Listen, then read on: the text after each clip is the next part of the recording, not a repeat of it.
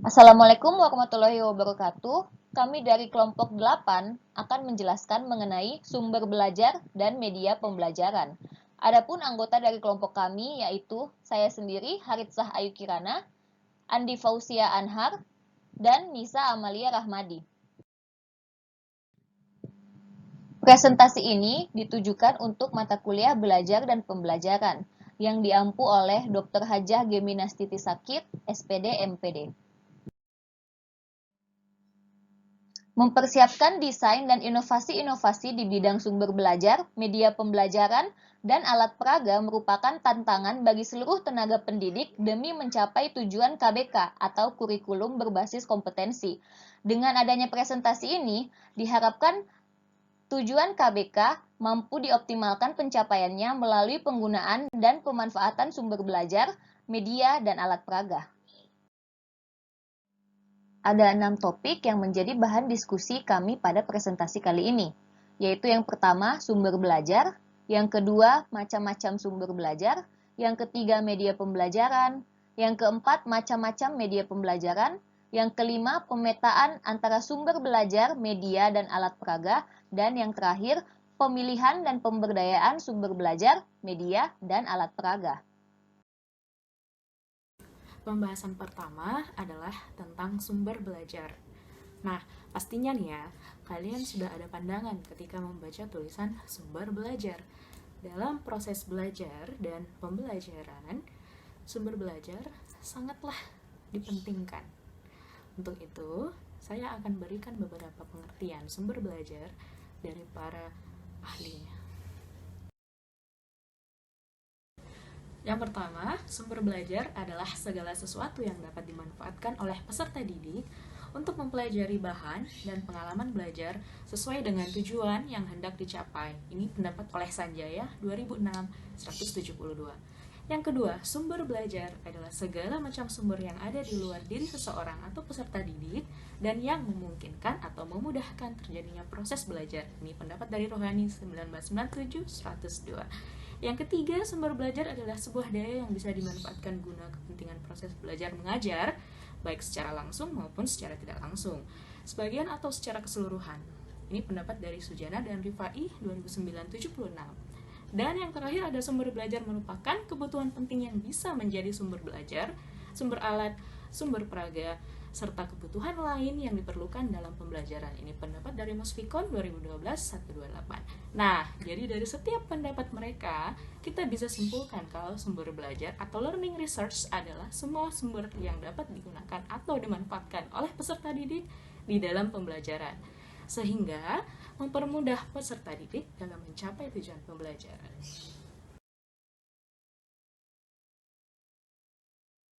Nah, setelah pembahasan pengertian sumber belajar, dari situ kalian pasti sudah paham kan seperti apa itu sumber belajar. Apalagi di era industri 4.0, ini kita lebih fokus ke teknologi. Selanjutnya, saya akan lanjut ke macam-macam sumber belajar, dan sama seperti sebelumnya, saya akan berikan beberapa pendapat para ahli tentang macam-macam sumber belajar. Nah, pendapat yang pertama dari Sujana dan Rifai 2009-80, di sini ia mengatakan kalau sumber belajar itu dapat diklasifikasikan berdasarkan wujudnya. Antara lain, sumber belajar tercetak, ada sumber belajar non-cetak, sumber belajar berbentuk fasilitas, berupa kegiatan, dan yang terakhir ada berupa lingkungan di masyarakat. Lalu, ada pendapat yang kedua, ini dari Soeharto 2003 dalam Musfikon 2012-131. Di sini sumber belajar dapat dibedakan menjadi dua, yaitu sumber belajar yang dirancang atau by design, dan yang kedua ada sumber belajar yang tinggal dipakai atau jadi, atau by utilization. Nah, yang terakhir nih, ada pendapat dari Sitepu 2014-64. Kalau sumber belajar berdasarkan cara memperoleh informasinya dapat dibedakan menjadi jenis visual, audio, dan yang terakhir ada audiovisual.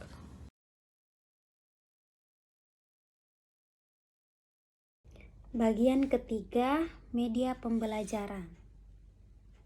Media pembelajaran Terdapat beberapa definisi-definisi dari media pembelajaran yang disebutkan oleh beberapa ahli, yaitu Brett, Skerlach, and Ellie.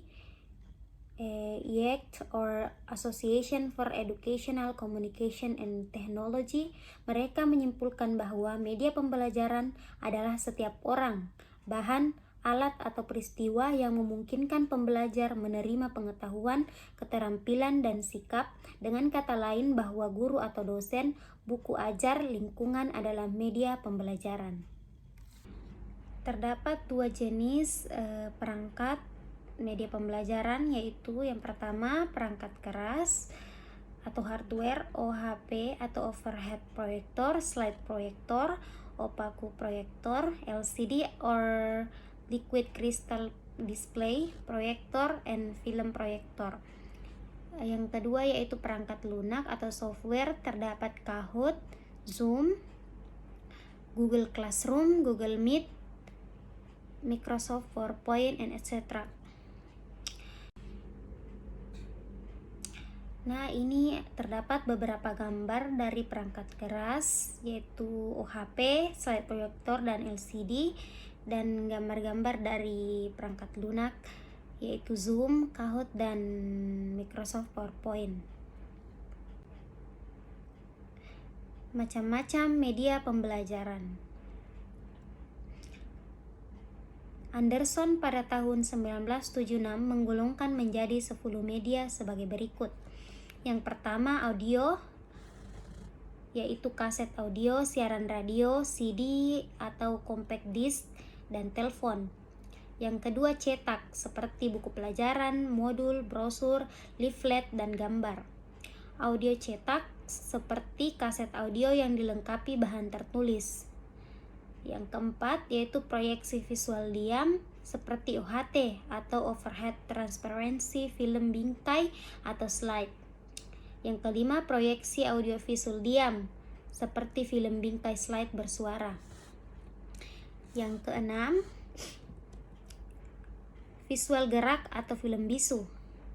Yang ketujuh, audiovisual gerak seperti film bergerak bersuara, video atau VCD, video compact disc, dan televisi.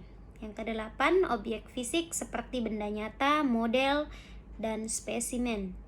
Yang kesembilan, manusia dan lingkungan seperti guru, pustakawan, dan laboran. Yang ke-10 yaitu komputer atau CAI atau Computer Assisted Instruction. Oke, di sini terdapat beberapa gambar dari CD, yang kedua kaset, yang ketiga film bingkai slide bersuara, film bingkai slide, CAI, video compact disc, OHT, dan leaflet. Macam-macam media pembelajaran. Yang pertama media visual. Media visual terbagi atas dua, yaitu media yang tidak diproyeksikan dan media yang diproyeksikan. Pada media yang tidak diproyeksikan, yaitu media realia adalah benda nyata. Yang kedua, model adalah benda tiruan dalam wujud 3 dimensi yang merupakan representasi atau pengganti dari benda yang sesungguhnya. Yang ketiga, media grafis tergolong media visual yang menyalurkan pesan melalui simbol-simbol visual. Pada media yang diproyeksikan yaitu transparansi OHP merupakan alat bantu mengajar tatap muka sejati, sebab tata letak ruang kelas tetap seperti biasa. Guru dapat bertatap muka dengan siswa tanpa harus membelakangi siswa. Yang kedua, film bingkai atau slide adalah film transparan yang umumnya berukuran 35 mm dan diberi bingkai 2x2 inci. Media yang kedua yaitu media audio. Yang pertama, radio. Radio merupakan perlengkapan elektronik yang dapat digunakan untuk memperdengarkan berita yang bagus dan aktual, dapat mengetahui beberapa kejadian dan peristiwa-peristiwa penting dan baru, masalah-masalah kehidupan dan sebagainya. Yang kedua, kaset audio. Kaset audio di sini khusus yang sering digunakan di sekolah, yang memiliki keuntungan media ekonomis karena biaya pengadaan dan perawatannya murah. Selanjutnya yaitu media audio visual. Yang pertama, media video. Video merupakan salah satu jenis Media audiovisual selain film yang banyak dikembangkan untuk keperluan pembelajaran, biasa dikemas dalam bentuk VCD atau video compact disc. Yang kedua yaitu media komputer. Komputer memiliki semua kelebihan yang dimiliki oleh media lain. Selain mampu menampilkan teks, gerak, suara, dan gambar, komputer juga dapat digunakan secara interaktif, bukan hanya searah, dan bahkan komputer yang disambung dengan internet dapat memberikan keleluasaan belajar menembus ruang dan waktu, serta menyediakan sumber belajar yang hampir tanpa batas. Bagian 5. Pemetaan antara sumber belajar, media, dan alat peraga. Yang pertama yaitu sumber belajar. Menurut Vernon S. Gerlach dan Donald P. Ely pada tahun 1971 menegaskan pada awalnya terdapat jenis sumber belajar, yaitu yang pertama manusia, bahan, lingkungan, alat dan perlengkapan, dan aktivitas. Manusia dapat dibagi ke dalam dua kelompok. Kelompok pertama adalah manusia yang sudah dipersiapkan khusus sebagai sumber belajar melalui pendidikan yang khusus pula, seperti guru dan konselor. Kelompok kedua yaitu manusia yang tidak dipersiapkan secara khusus, namun memiliki keahlian yang berkaitan erat dengan program pembelajaran, seperti penyuluh kesehatan dan polisi. Bahan, segala sesuatu yang membawa informasi untuk pembelajaran, seperti buku paket, film, dan CD interaktif. Bahan dapat dibedakan menjadi dua kelompok, yaitu bahan yang didesain khusus untuk pembelajaran dan bahan yang dimanfaatkan untuk memberikan penjelasan materi pembelajaran yang relevan. Lingkungan. Lingkungan yang mampu memberikan pengkondisian belajar dibagi menjadi dua kelompok, yaitu lingkungan yang didesain khusus untuk pembelajaran seperti laboratorium dan kelas. Juga lingkungan yang dimanfaatkan untuk mendukung keberhasilan penyampaian materi pembelajaran, seperti lingkungan museum, kebun binatang, dan sejenisnya. Alat dan perlengkapan. Alat dan perlengkapan yang dimanfaatkan untuk menampilkan sumber-sumber belajar lainnya, yang dapat berupa TV untuk membuat program belajar jarak jauh, dan komputer untuk membuat pembelajaran berbasis komputer. Dan yang terakhir, aktivitas. Aktivitas yang dapat mendukung pencapaian tujuan pembelajaran, di mana di dalamnya terdapat perpaduan antara teknik penyajian dengan sumber belajar lainnya yang memudahkan siswa belajar, biasanya berbentuk diskusi dan pengamatan. Yang kedua adalah media pembelajaran. Dalam media pembelajaran terdapat dua unsur yang terkandung, yaitu yang pertama pesan atau bahan pengajaran yang akan disampaikan atau perangkat lunak, dan yang kedua alat penampil atau perangkat keras. Sebagai contoh, guru ketika ingin mengajarkan urutan gerakan melakukan sholat, ia akan menuangkan ide-idenya dalam bentuk gambar ke dalam selembar kertas dengan menggambarkan setiap gerakan sholat tersebut. Lalu guru menjelaskannya kepada siswa bagaimana gerakan sholat tersebut dengan cara memperlihatkan poster yang telah ia buat sebelumnya, yang akan diikuti oleh siswa sesuai yang terdapat dalam poster tersebut. Dalam perkembangan selanjutnya, poster ini termasuk ke dalam media sederhana. Dalam perkembangan dan pemanfaatannya, media pembelajaran ini dapat dibagi berdasarkan jenis, daya liput, dan bahan pembuatannya.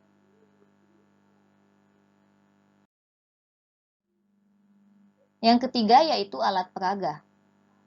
Alat peraga dalam konteks pembelajaran memiliki kata kunci nilai manfaat atau segala sesuatu alat yang dapat menunjang keefektifan dan efisiensi penyampaian, pengembangan, dan pemahaman informasi atau pesan pembelajaran. Biasanya disebut juga sebagai sarana belajar. Sebagai ilustrasi, Pak Budi ingin mengajarkan bagaimana gambar dalam televisi bisa terlihat di layar. Pak Budi akan membawa televisi ke kelas, kemudian ia membukanya di depan kelas dan menjelaskan satu persatu fungsi dari masing-masing komponen televisi, sehingga siswa dapat memahami mengapa gambar dapat terlihat pada layar televisi. Dalam ilustrasi tersebut, kedudukan televisi adalah sebagai alat peraga, bukan sebagai media. Berikut adalah contoh alat peraga yang biasanya digunakan oleh tenaga pendidik untuk mengajar dan biasanya terdapat dalam kelas-kelas di sekolah.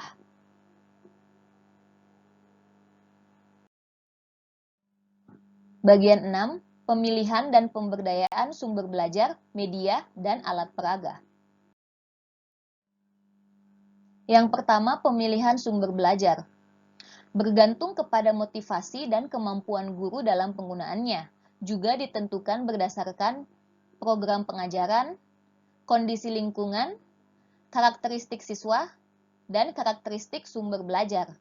Hal-hal tersebut harus menjadi patokan dalam memilih sumber belajar yang akan dimanfaatkan dalam proses pembelajaran. Yang kedua, pemilihan media pembelajaran. Dalam pemilihan media pembelajaran harus dikaitkan dengan kompetensi dasar, strategi pembelajaran, dan sistem evaluasi yang digunakan.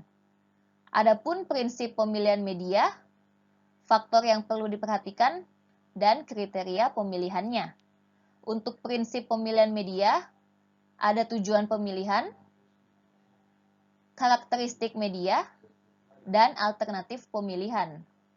Faktor yang perlu diperhatikan dalam pemilihan media pembelajaran yaitu objektivitas, program pengajaran, sasaran program atau siswa, situasi dan kondisi, kualitas teknis, dan keefektifan dan efisiensi penggunaan. Untuk kriteria pemilihan media pembelajaran, yaitu topiknya menarik minat siswa, materi dalam media penting bagi siswa, relevan dengan kurikulum yang berlaku, apakah materinya autentik dan aktual, apakah fakta atau konsepnya benar, format sistematis dan logis, objektif orientasi kebutuhan siswa, narasi, gambar, efek, warna yang memenuhi syarat kualitas, bahasa, simbol, dan ilustrasi cukup komunikatif, dan sudah teruji daya dukungnya. Yang ketiga, pemilihan alat peraga. Terdapat kriteria yang perlu diperhatikan dalam pemilihan alat peraga untuk pembelajaran masa kini, terutama jika melihat karakteristik KBK atau kurikulum berbasis kompetensi. Yang pertama, kesesuaian alat pengajaran yang dipilih dengan materi pengajaran atau jenis kegiatan yang akan dilakukan oleh siswa. Yang kedua, kemudahan dalam memperoleh alat dan kemudahan perancangannya. Yang ketiga, kemudahan dalam penggunaannya. Yang keempat, terjamin keamanan dalam penggunaannya. Yang kelima, kemampuan dana. Dan yang keenam, kemudahan dalam penyimpanan dan pemeliharaannya. Yang keempat yaitu pemberdayaan sumber belajar, media, dan alat peraga. Upaya pemberdayaan sumber belajar yang mudah, murah, dan efektif terhadap pencapaian tujuan pembelajaran menurut Asep Heri pada tahun 2002, yaitu yang pertama, barang bekas atau babe, seperti kertas bekas dan bungkus rokok atau korek api dapat dimanfaatkan dalam pembekalan keterampilan dalam menghias, menggunting, dan kerjasama. Yang kedua, realitas, seperti sekolah, rumah, dan pemukiman akan efektif memberikan pengalaman tentang perjalanan siswa dari rumah sampai ke sekolah. Dan yang ketiga, benda yang mempunyai nilai khusus dapat digunakan untuk menyampaikan materi tentang perilaku, sikap, dan moral peserta didik yang nilai-nilainya diambil dari perlakuan mereka terhadap benda-benda tersebut. Dalam hubungannya dengan upaya memelihara sumber belajar, media, dan alat peraga, maka perlu dilakukan kerjasama antara guru dengan tenaga pendidikan lainnya, orang tua, dewan sekolah, bahkan siswa itu sendiri. Pemberdayaan sumber belajar, media, dan alat peraga dapat dilakukan pada tahapan awal pembelajaran, selama proses pembelajaran, akhir proses pembelajaran, dan di luar waktu pembelajaran. Sekian presentasi dari kelompok kami, kurang dan lebihnya mohon dimaafkan. Wassalamualaikum warahmatullahi wabarakatuh.